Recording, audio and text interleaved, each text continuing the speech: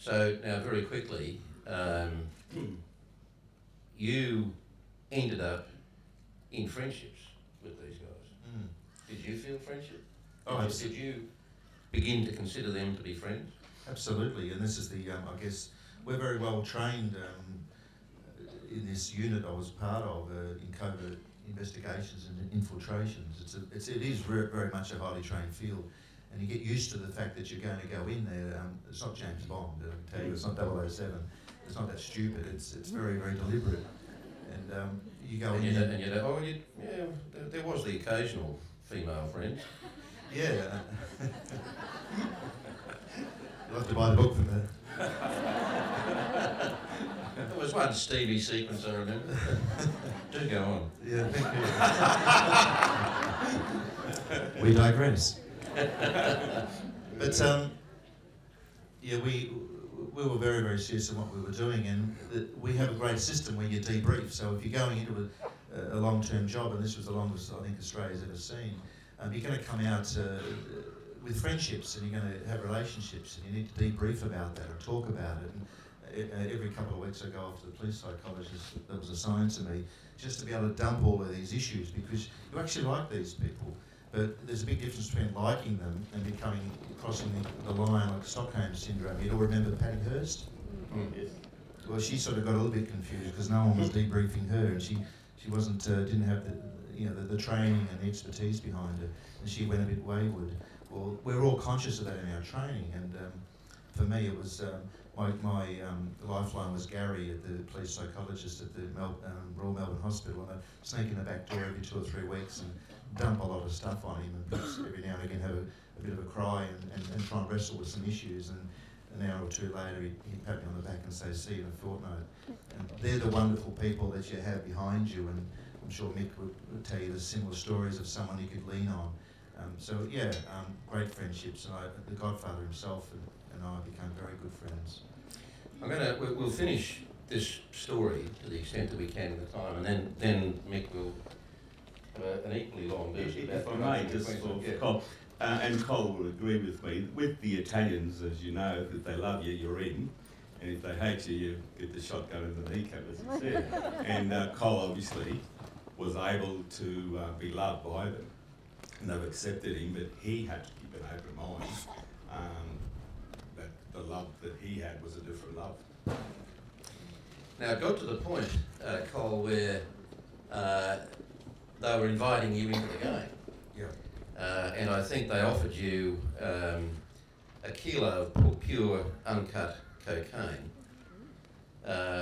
And it was virtually all the cocaine and all the marijuana you wanted for your purposes. And and they were essentially asking you to put up $185,000 that you had to go to your superiors and ask for. And it didn't, that quite frankly gave you the shits, didn't it? What happened? Yeah, we got second year coming. The dodgy art dealer was so engrossed in this family of criminals that they then turned the tap on and said, look, your world must have plenty of money and plenty of contacts. You can have all the coke you want. It's from Colombia, it's pure, it's 96%, and truckloads of grass. And they were just driving, one occasion they drove a truck down from Griffith full of grass, and worth millions and millions of dollars. Anyway, back to Kerry's question, the first time we bought drugs, and we brought it many times over, they said, well, there it is, it's a football size rock of cocaine, it's 185,000 wholesales worth $1 million.